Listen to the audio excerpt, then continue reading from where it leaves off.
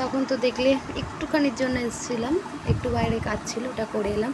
আমার পেঁয়াজ আলু ভাজাটা বাকি ছিল। এই গরমে আজকে আমি রান্না করেছি টক ডাল, পেঁয়াজ আলু ভাজা, যেটা এখনও হচ্ছে, আর হচ্ছে তোমার পটল আলু দিয়ে চিংড়ি মাছ দিয়ে পটল চিংড়ি, আর কালকে টক ডাল করে রেখেছিলাম।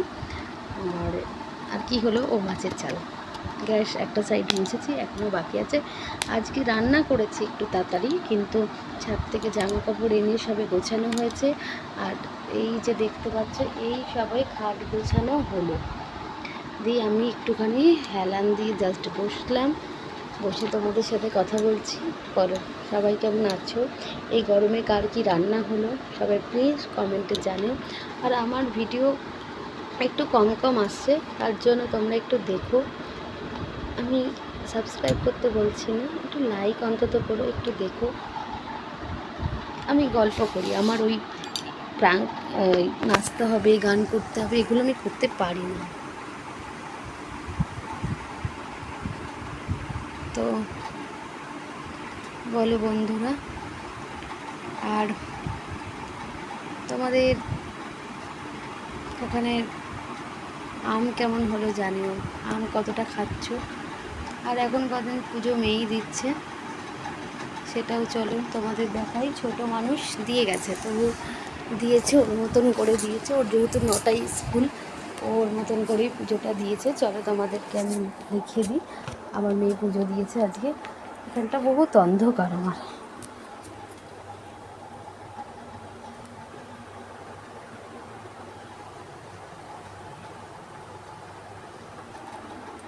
দেখেছো তোমরা, ও যতটা পারে দিয়েছে। আর এই যে দেখছো এই কাবারটা, এই যে আমার ঠাকুর দেবতা ওপরে রয়েছে। আর এই যে আমার কাবারটা, এই কাবারটা এই কাবারটা আমার মেয়ে সম্পূর্ণ গুছিয়ে রাখে। এখনও তোমরা হয়তো বুঝতে পারবে না, কারণ হচ্ছে যে তোমার আমার এই ফোনেরটা না অত ভালো ভিডিও হয় না, যেমন হয় তেমনই দিই আর কি, একটু অসুবিধা হয়। এরপরের ভিডিওটা একটা আমার হোম ট্যুর বলতে, আমার খুব ছোট সামান্য বাড়ি, একদিন করার ইচ্ছা আছে, তো করব। চলো এখনকার মতন টাটা।